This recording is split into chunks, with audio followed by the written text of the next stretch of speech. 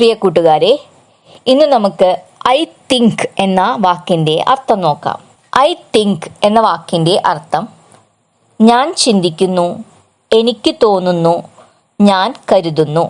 ഇനി ഇതിനൊരു ഉദാഹരണം പറയുകയാണെങ്കിൽ, I think it's going to rain. ഇതിൻ്റെ അർത്ഥം മഴ പെയ്യുമെന്ന് എനിക്ക് തോന്നുന്നു. മറ്റൊരു ഉദാഹരണം പറയുകയാണെങ്കിൽ, I think you are right. ഇതിൻ്റെ അർത്ഥം നീ ശരിയാണ് എന്ന് എനിക്ക് തോന്നുന്നു. കൂട്ടുകാരെ, ഒരിക്കൽ കൂടി പറയാം. ഐ തിങ്ക് എന്ന വാക്കിൻ്റെ അർത്ഥം ഞാൻ ചിന്തിക്കുന്നു, എനിക്ക് തോന്നുന്നു, ഞാൻ കരുതുന്നു.